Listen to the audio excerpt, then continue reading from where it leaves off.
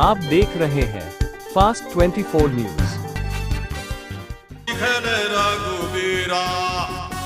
छत्तीसगढ़ में इस वर्ष होली का त्योहार बेरंग रहा, लेकिन इसका कारण न तो सूखा था न कोई प्राकृतिक आपदा, बल्कि 2897 बीएड प्रशिक्षित सहायक शिक्षकों की बेरोजगारी और उनके अधिकारों की लड़ाई ने इस बार होली की खुशियों को फीका कर दिया।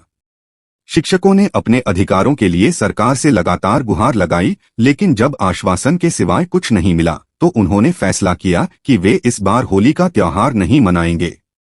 2023 में लोक शिक्षण संचालनालय ने एक विज्ञापन दिनांक 4 मई 2023 जारी किया, जिसमें सहायक शिक्षक के पद पर बीएड और डीएड दोनों डिग्रीधारियों की भर्ती की गई। इन शिक्षकों ने 14 महीने तक प्रदेश के विभिन्न सरकारी स्कूलों में शिक्षण कार्य किया, लेकिन उच्च न्यायालय ने यह आदेश दिया कि सहायक शिक्षक के पद के लिए केवल डीएड धारक ही पात्र होंगे। नतीजतन छत्तीसगढ़ सरकार ने 2897 बीएड शिक्षकों को नौकरी से बर्खास्त कर दिया। इस फैसले के बाद हजारों शिक्षकों की जिंदगी अंधकारमय हो गई।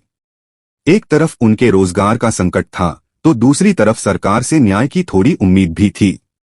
परंतु खुद को संवेदनशील बताने वाले मुख्यमंत्री ने मीडिया के सामने शिक्षकों से किया वादा तोड़ दिया और शिक्षकों को बिना कुछ सोचे समझे बर्खास्त कर दिया।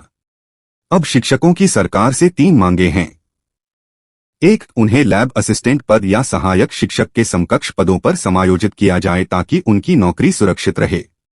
2. अंतर्विभागीय समिति की बैठक शीघ्र आयोजित की जाए और समिति अपनी रिपोर्ट जल्द प्रस्तुत करे, जिससे समायोजन प्रक्रिया में देरी न हो।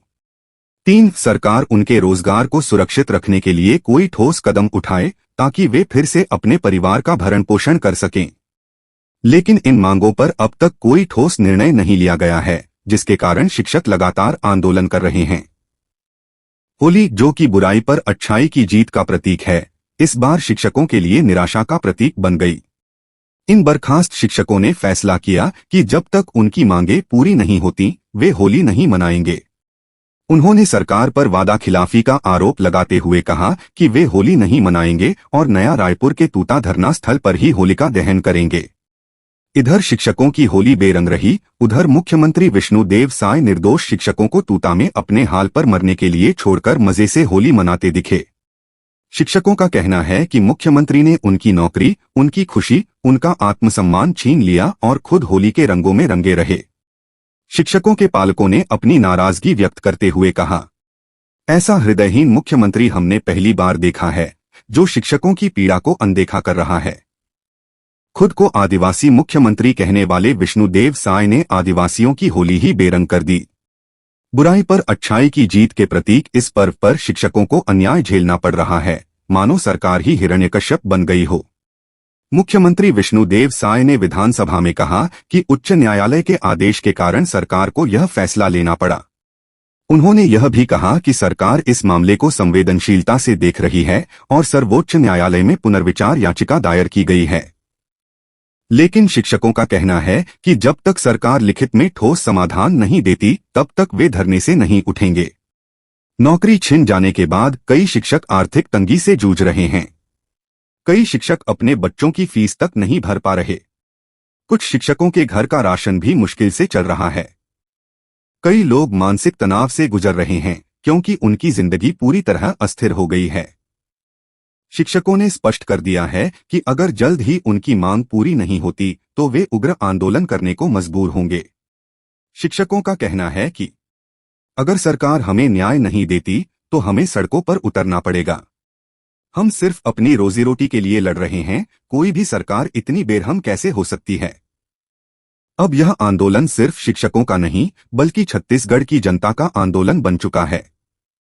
छत्तीसगढ़ के बर्खास्त बीएड सहायक शिक्षकों की होली इस वर्ष बेरंग रही है।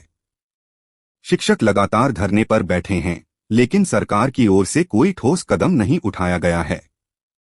समायोजन की मांग को लेकर आंदोलन जारी है और अगर जल्द समाधान नहीं मिला तो यह आंदोलन और उग्र हो सकता है।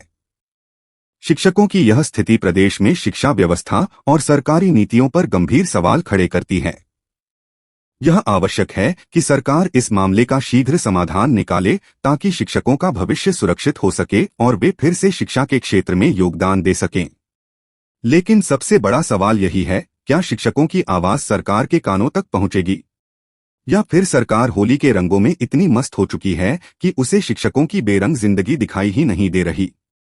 शिक्षकों की यह लड़ाई केवल उनकी रोजी रोटी की नहीं, बल्कि उनके आत्मसम्मान और भविष्य की है। अब यह देखना होगा कि सरकार इस पर क्या कदम उठाती है या फिर यह अन्याय ऐसे ही जारी रहेगा। आप बने रहिए हमारे साथ, हम इस मुद्दे पर नजर बनाए रखेंगे और शिक्षकों की आवाज को आगे तक पहुंचाएंगे।